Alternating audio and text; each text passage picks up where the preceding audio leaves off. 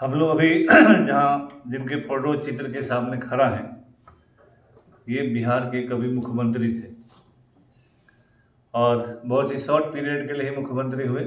सरदार हरिहर प्रसाद सिंह। तो हरिहर प्रसाद सिंह इनका नाम था और सरदार की उपाधि बाद में मिली थी।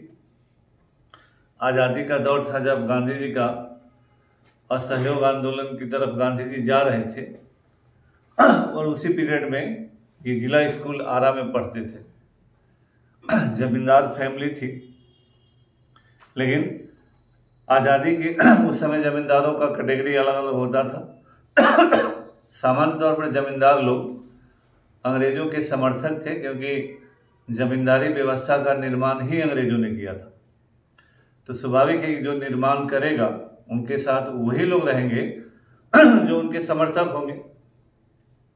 लेकिन 1915 के बाद या विशेषकर गांधी जी के आने के बाद भारत में आज़ादी का जो दौर चला, उसमें ऐसे भी लोग हुए जो देश के लिए सब कुछ त्याग करने के लिए तैयार थे।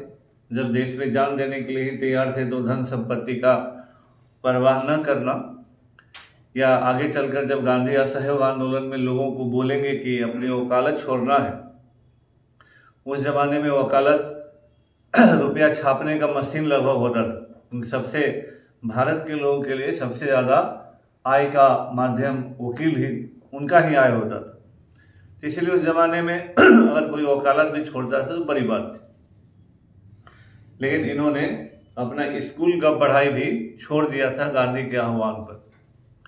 और कहा जाता है कि जब आरा स्टेशन से होकर कांग्रेस के अधिवेशन में भाग लेने लोग कलकत्ता जा रहे थे, तो आरा स्टेशन पर आज भी होता है, जब उस तरह के लोग जाते हैं तो लोग स्वागत करते हैं। इन्होंने किया। लेकिन देश की आज़ादी के लिए अपना पढ़ाई लिखाई त्याग दिया। इसके बाद असहयोग आंदोलन में भी शामिल रहे। उस समय उम्र ज़्यादा नहीं थी, लेकिन उस समय के लोगों में आज़ादी का जो जज्बा था, जो आज़ादी, देश की आज़ादी के लिए जो भावनाएं थी, वो हर चीज़ से ज़्यादा प्रबल थी। इनमें भी था। वैसे लोगों में थे, भोजपुर जिला के थे, शाहबाद जिला के थे, जहाँ कुंवर सिंह के नाम पर लोग बहुत कुछ करते हैं, वैसे ही लोगों में ये शामिल थे।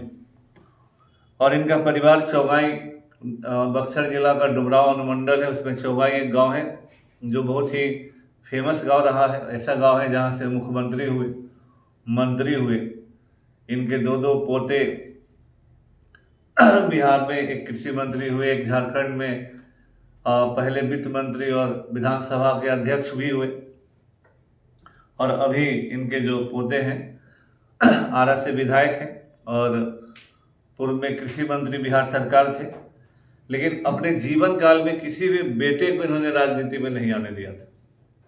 इस समय की जो परंपरा थी, इनके कोई पुत्र राजनीति में नहीं थे या किसी राजनीतिक चुनाव नहीं लड़े।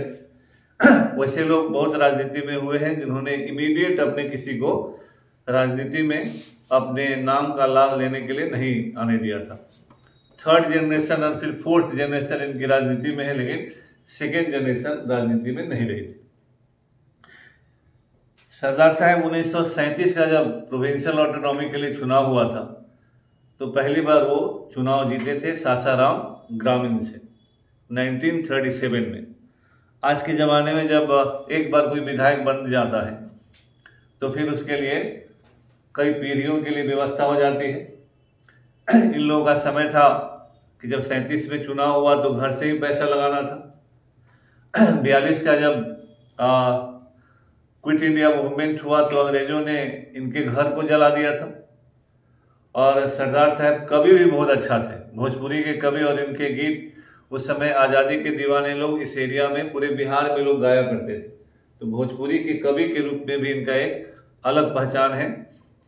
तो हर आंदोलन हो, मतलब असहयोग आंदोलन हो, सविनय अवज्ञा आंदोलन हो, 1942 का आंदोलन हो, सभी आंदोलनों में सक्रिय साझेदारी रही। 1946 का जब चुनाव हुआ तो आरा से ये विधायक चुने गए थे, आरा शहर से। तो 46 में वहाँ से विधायक चुने गए। आरा शहर में जो कुंवर सिंह की मूर्ति का अनावरण हुआ, तो इन्हीं के समय में वहाँ 1947 में कुंवर सिंह की मूर्ति का अनावरण पहली बार इन्हीं के द्वारा करवाया गया था। 1952 में डुमरांव जो इनका गृह क्षेत्र था वहां से विधायक बने। 1957 में इनर पॉलिटिक्स के कारण इनका टिकट कट गया था, लेकिन एक राजपूत की तरह थे, टिकट नहीं मिला, निर्दलीय चुनाव लड़ गए। 242 वोट से चुनाव हारे थे, उस जमाने में हार गए, लेकिन फिर तुरंत ही विधान परिषद के लिए चुने गए। रामगढ़ के महाराज से उनकी पार्टी थी जन कांग्रेस, उससे चुने गए। फिर स्वतंत्र उम्मीदवार के रूप में तो 57 तक 57 से 67 तक विधान परिषद में रहे। फिर दोबारा 67 में जब चुनाव हुआ तो डुमरांव से पुनः ये चुनाव जीते और उस समय शोषित दल की मिलीजुली सरकार बनी तो कृषि मंत्री बने।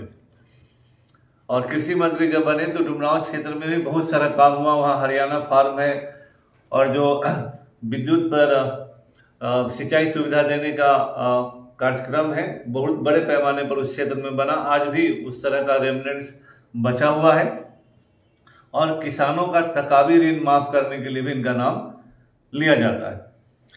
फिर उस समय मिलीजुली सरकारों का जमाना था, फिर सरकारें गिर गई, फिर मिड टर्म इलेक्शन हुआ तो 69 में कांग्रेस, मतलब 69 में कांग्रेस में थे। कांग्रेस सबसे बड़ी पार्टी के रूप में उभरी, लेकिन अपना एब्सोल्यूट मेजोरिटी नहीं था, तो मिलीजुली सरकार बनी तो 69 में इन्हीं के नाम पर कंसेंसस हुआ और ये मुख्यमंत्री बने। अत्याधुनिक सुविधाओं से lace God grace CBSE school चौगाई। इस खबर के प्रायोजक हैं G20 सुपरमार्ट नया भोजपुर।